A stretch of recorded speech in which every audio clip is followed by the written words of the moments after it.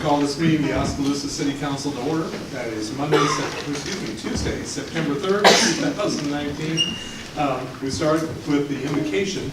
I don't believe Pastor Goodrich is here, so would you stand and pray with me, please?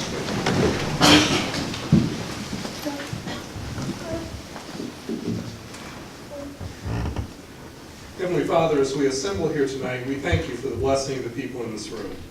We've all felt your call to be part of the future of Oskaloosa and acknowledge the need for your guidance. For the council members and staff here, we ask that you bless us. Give us quiet and considerate attitudes, well thought out deliberations, and ultimately decisions that are best for the long-term future of the city of Oskaloosa. We thank you for those in the audience here and watching the broadcasts. We thank you for leaders of businesses and organizations who have the vision and commitment to help the city, the countless volunteers who are motivated to help, and for informed citizens who've given us the privilege of their trust and support. Tonight, we've assembled a group of people who are making a difference in the long-term future of Oskaloosa. May the words of our mouths and the meditation of our hearts be acceptable in your sight. Amen. Would you join me in the Pledge of Allegiance? I pledge allegiance to the flag of the United States of America and to the republic for which it stands, one nation under God, indivisible, with liberty and justice for all.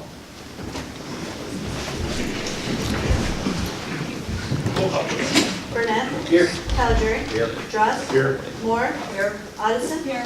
Walling. Yes. Gates. Here. Well done. The next item up is the opportunity to swear in our latest police officer. Jenna Oskaloosa was born and raised in Ottumwa. She enlisted in the United States Navy right after high school and served on the aircraft carrier USS Abraham Lincoln, working as a weapons elevator technician from 2009 to 2013.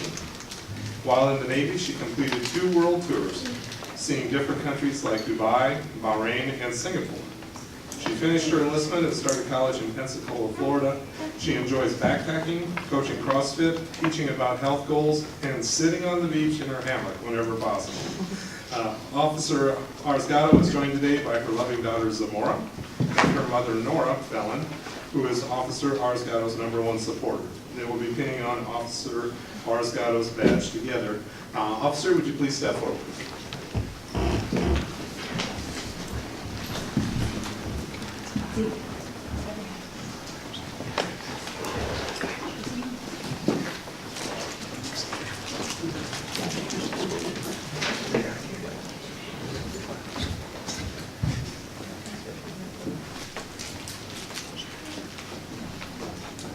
Raise your right hand, please. I, Jennifer C. Oskaloosa, I, Jennifer C. Oskaloosa, do solemnly swear do solemnly swear that I will support and comply with that I will support and comply with the Constitution of the United States of America, the Constitution of the United States of America, the Constitution and laws of the state of Iowa, the Constitution and laws of the state of Iowa, the charter laws and ordinances of the city of Oskaloosa, the charter and ordinance of the city of Oskaloosa, the rules and regulations of the Oskaloosa Police Department, the rules and regulations of the Oskaloosa Police Department, the Law Enforcement Code of Ethics, the law enforcement code of ethics, and I will faithfully and impartially that I will faithfully and impartially discharge the duties of my position discharge the duties of my position as police officer to the best of my ability. as police officer to the best of my ability. Welcome aboard.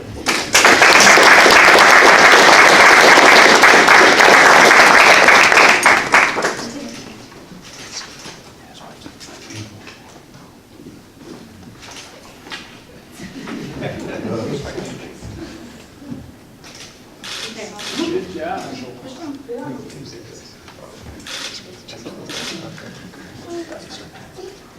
Oh, she's like, oh, mom, dad. A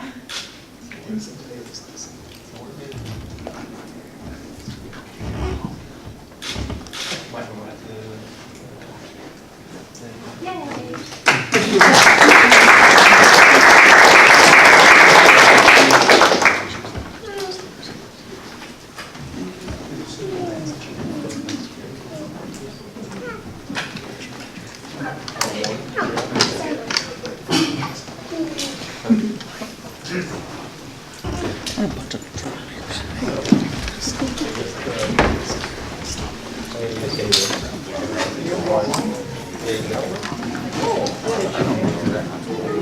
Our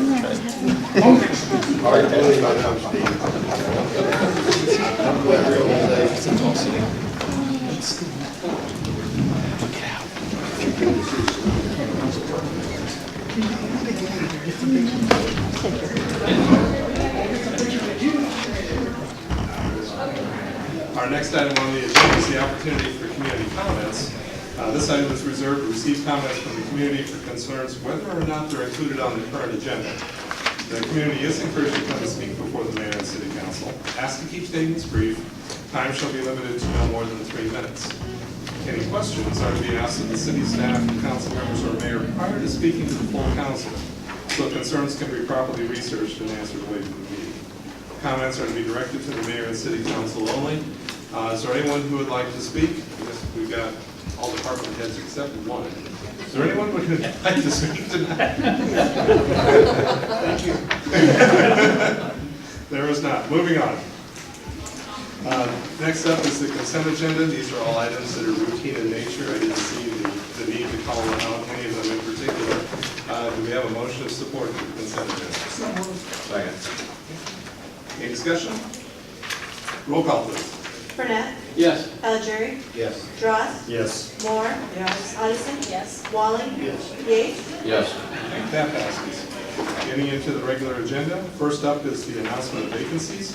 Applicants must reside in Oskaloosa and be 18 years of age unless other specific items are stated. First up is the Airport Commission. We have one vacancy for a term ending on December 31st of 2021. Board of Adjustment, we have a vacancy for a term ending on December 31 of 2020. Building Code Board of Appeals, there's one vacancy for an ex officio member, and the Historic Preservation Commission, there's one vacancy for an alternate member for a 3-year term. Moving on to item B. This is a resolution approving the proposal to enter into a grant agreement. This is with the MCRF, Nebraska Community Recreation Foundation. And the purpose of this item is to hold a public hearing prior to the consideration of a grant agreement in the amount of $80,000 between the City of Oskaloosa and the Nebraska Community Recreation Foundation, MCRF. As discussed with the City Council during the creation of the fiscal year 2020 budget, the City Council authorized budgeting $80,000 for a payment to MCRF to be used for Lacey improvements. The funding for the Lacey Recreation Complex improvements by the city is in exchange for lighting improvements made by Musco Lighting along Kentfield and Stadium Drives. Although the agreement does not tie MCRF to specific improvements, it is the city's understanding that concrete improvements will be made at the Lacey Sports Complex. The use of the Economic Development Grant Agreement between the city and MCRF is the legal mechanism to complete this transaction, as was discussed during the fiscal year 2020 budget meeting. So staff is recommending opening the hearing, receiving comments, and then approving the grant agreement as presented. I'll open the public hearing at this time. Is there anyone who would care to speak? Seeing none, I'll close the public hearing. Do we have a motion of approval for this grant agreement as presented? Second. Any discussion? On page 9, why is that blank? It doesn't have the project. Last page. Okay. Page 9 doesn't have much. The blank, the project page. Oh, I see. It says the preceding 12 months, but they're listed. I know there are some. Yeah, council, that's because that particular document doesn't get filled out until the 2020. So they'll fill that out currently for the previous 12 months. So they haven't happened. They haven't, there's no requirement for them to fill that out at this point.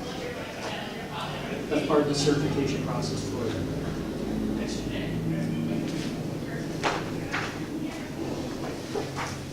Other comments or observations? Roll call, please. Calgery, Yes. Dross, Yes. Moore, Addison, Walling, Yes. Yates, Yes. Burnett, Okay, that passes. Item C, is to consider a resolution rescinding resolution number 19-04-56 pertaining to use of right-of-way by wireless and wireline communication providers by establishing policies and rates, and rescinding resolution number 19-04-57 pertaining to adoption of small wireless facility design guidelines. So on April 15th of 2019, the City Council approved 2 resolutions pertaining to small wireless facilities. The resolutions were recommended by other municipalities to preserve the new permitting authority for local deployment of next-generation 5G or small cell networks. In June, staff was contacted by representatives from Verizon Wireless regarding the adopted guidelines. An on-site meeting was held to discuss Verizon's plans to roll out 5G networks in Des Moines and potential outlying areas. The representatives provided information regarding the equipment and means of installation, and asked preliminary questions regarding the city's concerns and desires for 5G services. In July, Verizon's legal team reviewed and provided feedback on the adopted guidelines. Those are found in Iowa Code Chapter 8C. On August 14th, a small committee of city staff and 3 members of the city council reviewed the Verizon's feedback and the Iowa Cell Siting Act. The committee determined that Oskaloosa's guidelines were unnecessary and duplicative of much of what is provided in the Iowa Cell Siting Act.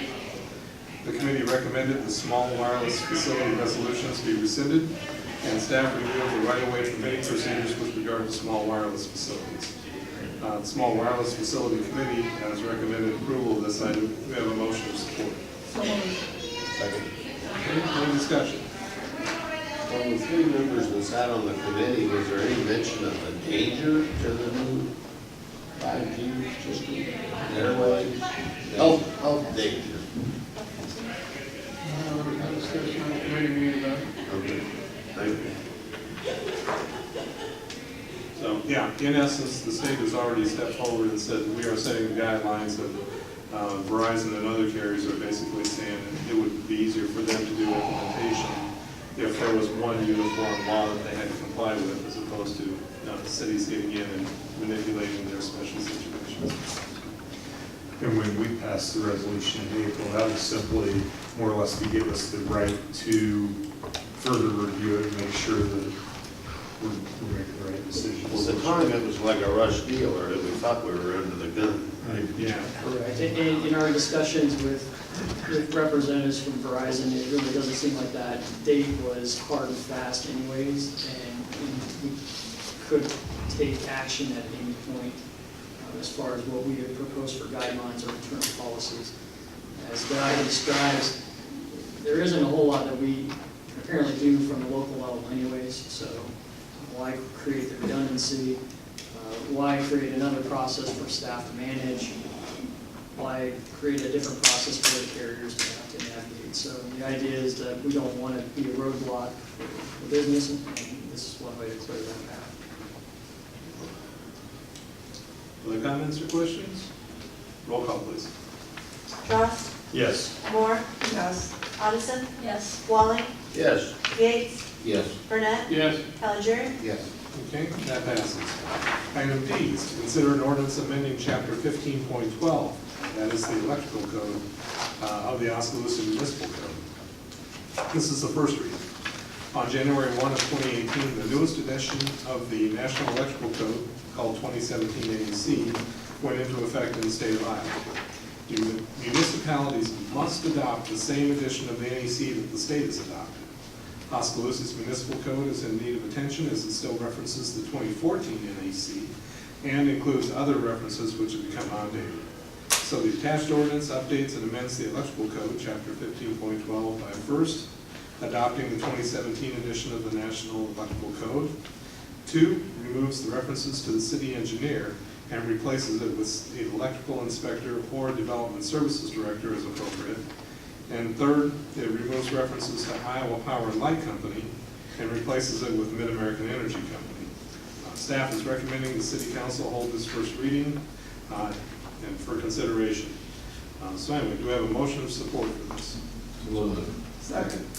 Okay, any discussion? Why are we changing, not using the city engineer? He's got the most credentials. Because the building electrical code are now under my department of building services, no longer under engineering. But again, the city engineer has more in that category probably than you do, Sean, right? Now, the inspector might be the answer to this question if we have an electrical inspector that has credentials. We do.